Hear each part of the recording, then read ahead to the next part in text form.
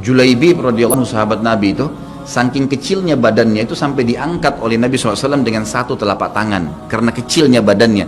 Tapi di perang ya Uhud dia bisa membunuh 7 orang kafir. Tidak ada hubungannya dengan kecil badannya, tapi ruhnya kuat, besar.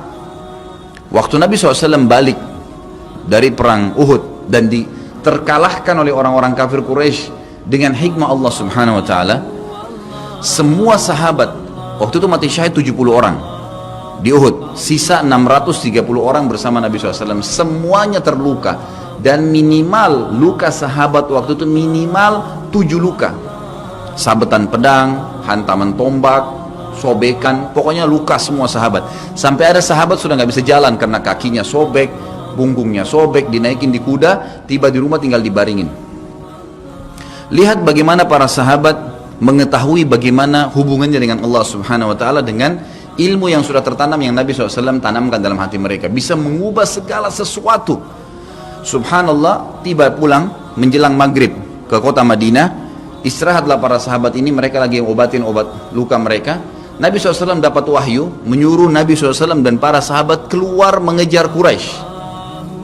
Quraisy ini jumlahnya waktu itu ya 1.000 orang, maaf 3.000 orang pasukan Quraisy, yang terbunuh cuma sekian belas saja mereka. Dan mereka sudah merasa bangga dan pulang ke kota Madinah, pulang meninggalkan Madinah, karena Uhud itu dekat Madinah. Kemudian mereka bangga dengan itu.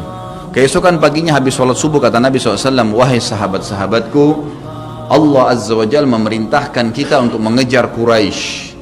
Maka pulanglah masing-masing kalian di suku kalian, lalu motivasi siapapun yang ikut kemarin di Uhud, semua mau sakit, mau enggak, mau luka, mau enggak, tapi ini luka semua nih, minimal punya 7 luka ya.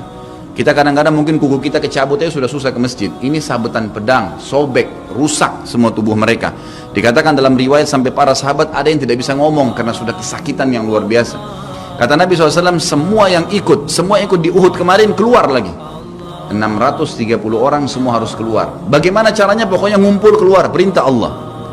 Coba bayangin, kita kadang-kadang habis olahraga saja capek, diajak keluar sama istri atau diajak keluar sama suami, kita sudah nggak mau keluar. Capek biasa olahraga. Atau mungkin penat, capek duduk di kantor mau istirahat. Ini habis perang, badannya disabet-sabet, diajak berperang lagi nih. Apa yang terjadi teman-teman sekalian?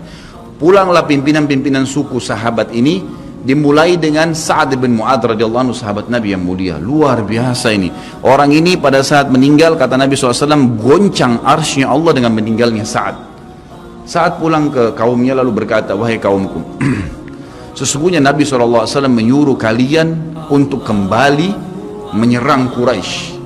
Pada saat itu mereka lagi ngumpul saling ngobatin luka, dan di depan mereka yang saling ngobatin luka itu adalah Usaid bin Khudair, sahabat Nabi yang mulia. Ini sahabat Nabi yang satu dari Aus ini, kalau membaca Al-Quran malaikat turun dari langit dengerin bacaannya, luar biasa. Lagi ngobatin lukanya sambil dia berkata, waktu dikatakan Nabi SAW menyuruh kalian mengejar Quraisy, kata Usaid bin Khudair lagi ngobatin lukanya, sami'na wa ata'na, kami dengar dan kami patuh, ditinggalin lukanya. Lalu seluruh suku itu saling nopang satu sama yang lain, mendatangi masjid Nabi SAW untuk ikut berperang lagi. Nggak ada satupun yang tinggal. Ada yang luar biasa, saya terus terang nangis waktu dengar kisah itu, luar biasa. 2 orang anak muda Ansar, saya setiap kenang kisah ini selalu nangis, nggak bisa tahan karena luar biasa. Anak 2 orang ini belasan tahun umurnya, dan dua-duanya nggak bisa jalan, Bapak Ibu sekalian, nggak bisa jalan. Luar biasa, sudah sobek kakinya, sobek punggungnya, bahkan dikatakan di bagian leher ada irisan, di bagian lehernya ada irisan, gitu kan.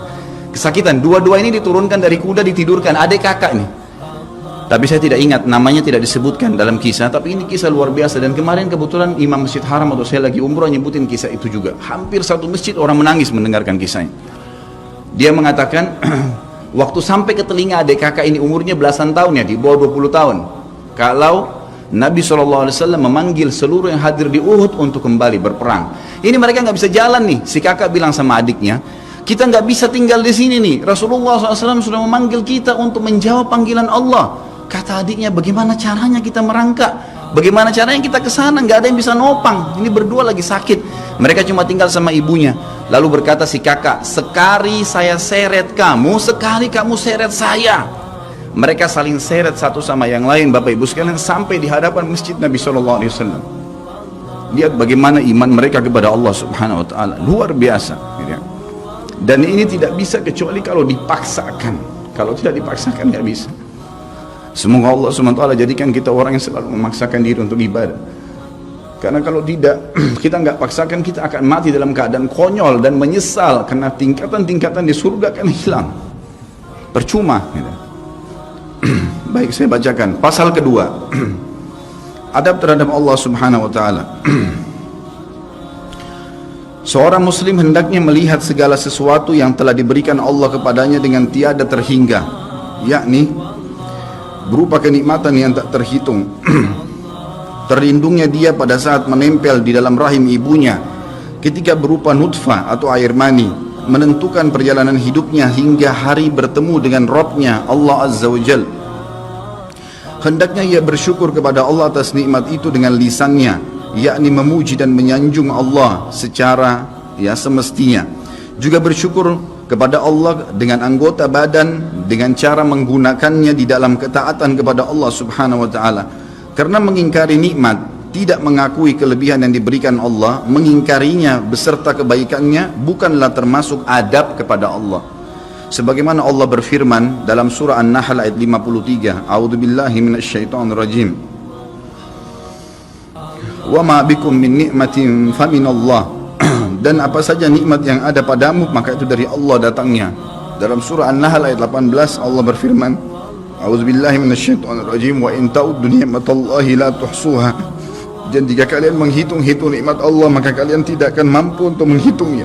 Begitu banyak nikmatnya Allah, Bapak Ibu sekalian. Kita berbuat maksiat, pelanggaran-pelanggaran, tapi Allah masih bisa memberikan kita oksigen gratis, cahaya masih bisa ditangkap oleh mata kita, telinga kita masih bisa menangkap suara sehingga mengetahui apa yang diinginkan oleh kita.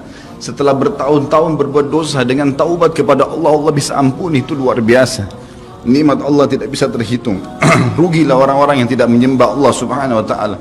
Dan kalau seandainya, kata Ibnu Taimiyah rahimahullah, orang-orang yang bermaksiat kepada Allah itu tahu bagaimana nikmatnya keimanan yang ada dalam hati kami ini, sehingga kami bisa menangis dan kami bisa merasakan dekatnya dengan Allah, bahkan merindukan surga dan selalu merasa diri jauh dari neraka, maka niscaya mereka akan membelah dada-dada kami dan mengambil keimanan itu karena mereka tidak akan pernah merasakannya. Keimanan akan membuat makanan sederhana menjadi mewah, tidur di tempat yang biasa akan menjadi nyaman, bahkan cobaan seberat apapun menjadi kecil buat kita karena keimanan kepada Allah Subhanahu Wa Taala. Dan itu sebuah nikmat. Itu hanya bisa dirasakan kalau kita betul-betul memaksakan diri beribadah kepada Allah Subhanahu Wa Taala.